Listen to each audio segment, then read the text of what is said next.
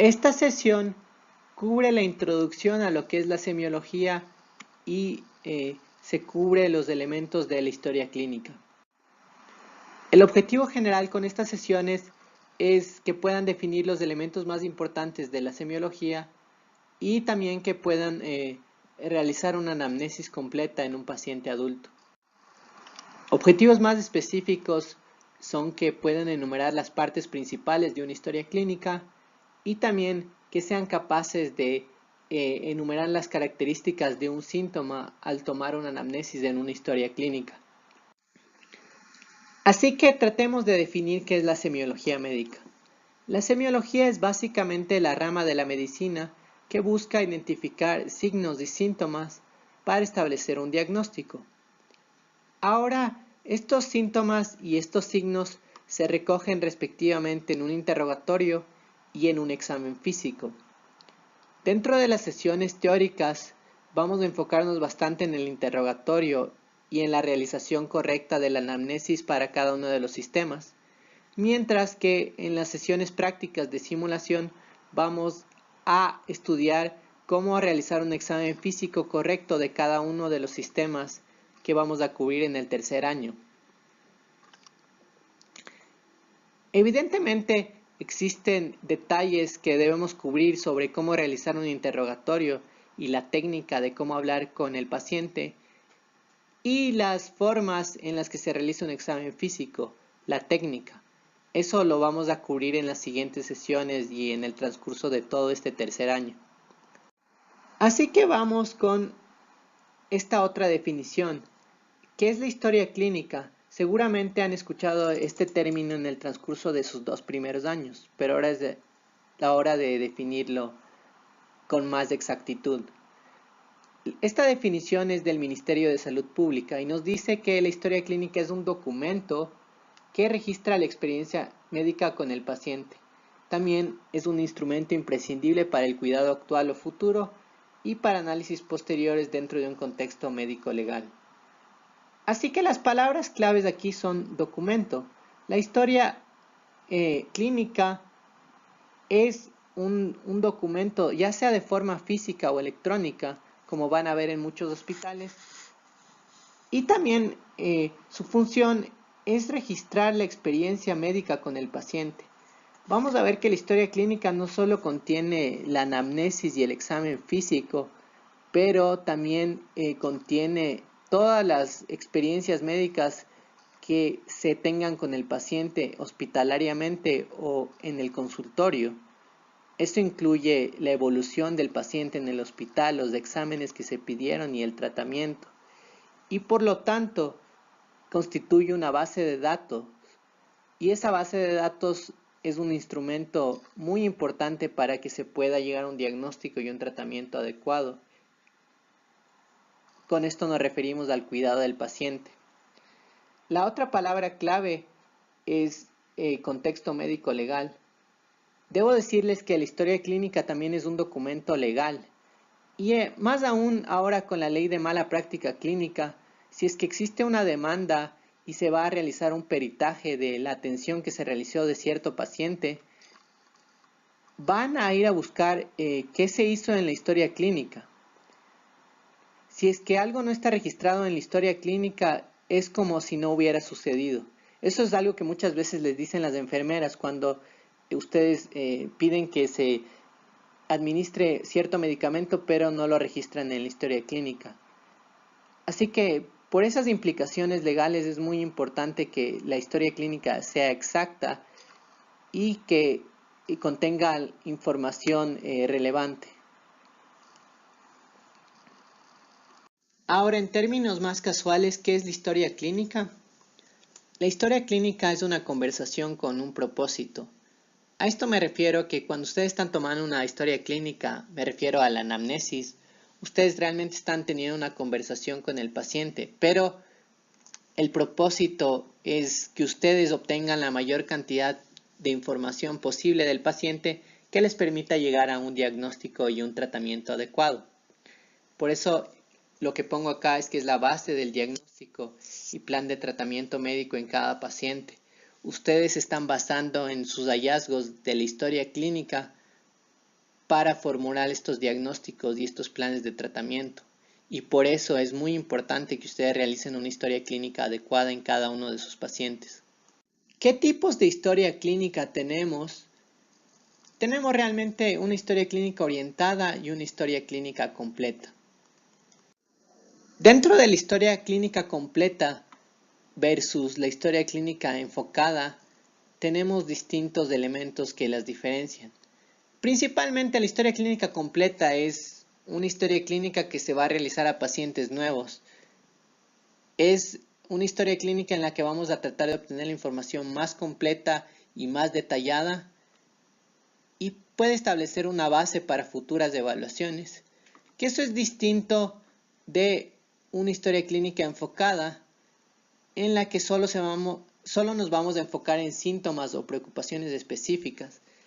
La historia clínica enfocada es mucho más útil en los escenarios de emergencia, donde ustedes no tienen una hora para estar conversando con el paciente y preguntar toda la información posible de todos los sistemas, sino se van a enfocar en un síntoma o preocupación específica. Por ejemplo, en un paciente que sufre un accidente de tránsito, entonces van a enfocarse en preocupaciones específicas y no van a preguntar sobre todos los sistemas porque tienen que tomar decisiones rápidas. Así que existen distintos tipos de datos que se pueden tomar en la historia clínica. Estos pueden ser datos subjetivos o datos objetivos. Dentro de los datos subjetivos, estamos hablando de lo que nos refiere el paciente. Estos son los síntomas. Y los datos objetivos son, en cambio, los signos. Estos se detectan durante el examen físico. Un ejemplo de hallazgo subjetivo va a ser, por ejemplo, la señora S es una mujer de 21 años que refiere dolor abdominal en el cuadrante inferior derecho. Aquí es la paciente la que nos está refiriendo dónde está su dolor. En cambio, un dato objetivo o un signo van a ser, por ejemplo, los datos antropométricos. Mide unos 60, pesa 55 kilogramos. Esos son datos objetivos. Los signos vitales también son datos objetivos que dependen de nuestra evaluación clínica. Ahora hablemos de cuáles son las partes de una historia clínica. La historia clínica tiene dos grandes partes. Una es la anamnesis y la otra es el examen físico. Dentro de la anamnesis estamos refiriéndonos al interrogatorio, a las preguntas que ustedes van a hacer al paciente y la información que van a obtener de esta. Y al examen físico nos estamos refiriendo al examen clínico que van a hacer en el paciente de los distintos sistemas. La parte de anamnesis vamos a cubrir en las sesiones teóricas de semiología, mientras que las partes del examen físico y cómo realizar el examen físico vamos a cubrir en simulación. ¿Cuáles son las partes de la anamnesis? Antes de empezar, quisiera decirles que el orden que les presento no es necesariamente el orden que tienen que seguir para cada encuentro clínico. Deben ser flexibles con esto, porque pueden presentarse distintas situaciones. En una situación de emergencia, seguramente ustedes se enfoquen en la enfermedad actual y traten de obtener antecedentes patológicos importantes de una forma rápida, porque ustedes tienen que tomar decisiones en un rango muy corto de tiempo. Y también, si ustedes tienen un paciente que está llorando, que está deprimido, realmente ustedes no van a empezar con los antecedentes patológicos personales, sino van a tratar de empezar con la entrevista o tratar de calmar al paciente antes de empezar formalmente la anamnesis. También existen elementos que en el libro se encuentran en una sección y en otros libros están en otra sección. Dentro de los antecedentes patológicos personales yo aquí pongo las medicaciones y las alergias, pero esas pueden ser consideradas secciones diferentes en otros textos. Lo importante es que si van a realizar una historia clínica completa, tomen en cuenta todos estos elementos sin importar el orden per se. Ahora, si van a Estados Unidos, normalmente van a hacer que empiecen su presentación de la historia con la enfermedad actual. En cambio, acá he visto que empiezan tomando los antecedentes patológicos personales primero, y así es el orden de la historia de el Ministerio de Salud Pública se empieza con los antecedentes personales. Pero como les dije, no es tan importante el orden en el que toman esa información, sino que se tome toda la información posible y de forma completa. Esta es una historia del ministerio para que tengan un ejemplo de cómo se hace una historia clínica. Aquí se pone normalmente el nombre del hospital o el centro de salud en el que se atiende, el nombre, el apellido, bueno, sexo, el número de historia clínica. Aquí se ponen los motivos de consulta. Después aquí se incluyen los antecedentes personales que pueden ser distintas secciones. Como vamos a ver, aquí hay una sección para los antecedentes gineco-obstétricos. Luego se pasa a los antecedentes familiares. Aquí ya tenemos la sección para la enfermedad o problema actual. Finalmente tenemos la revisión de aparatos y sistemas.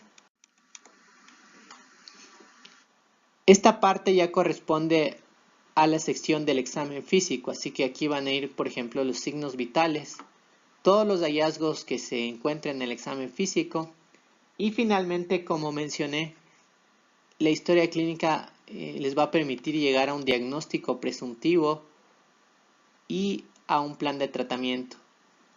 Al final se pone la fecha y la hora por las implicaciones legales que mencioné anteriormente. Tiene que estar registrado de forma exacta cuándo fue la atención que se le dio a ese paciente. Aquí el nombre del profesional, quién es responsable de esa atención y de esa historia clínica, y la firma de la persona que realiza la historia clínica.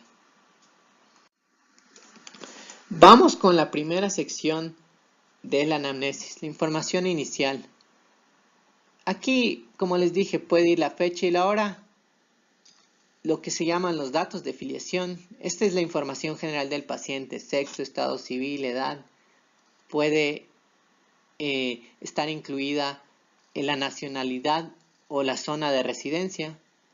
Y la fuente de información, generalmente va a ser el mismo paciente la fuente de información, pero existen circunstancias en las que el paciente no es la fuente de información. Por ejemplo, si ustedes tienen un paciente neonato, ahí la fuente de información va a ser el padre o la madre.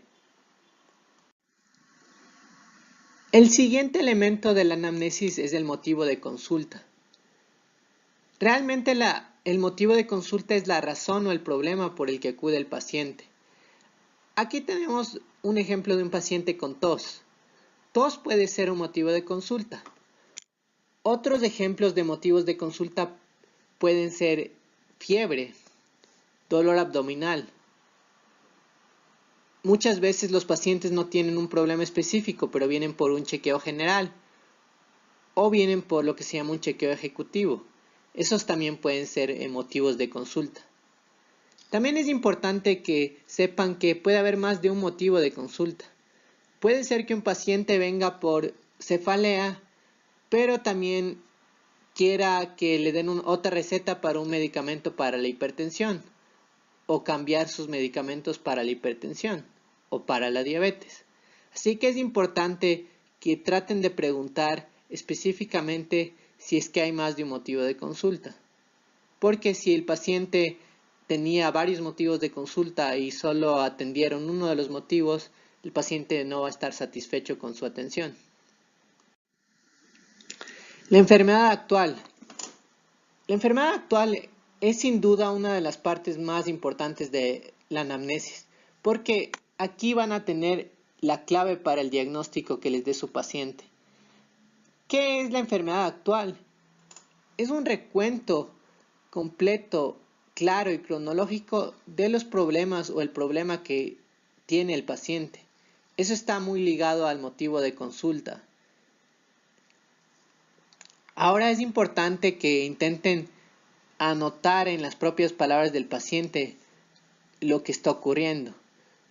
Esta es la parte más difícil de la anamnesis porque a veces tienen pacientes que no son muy claros o que tienen un nivel de educación muy baja, pero su tarea es tratar de transformar las palabras del paciente en un resumen conciso que realmente explique la historia del problema del paciente.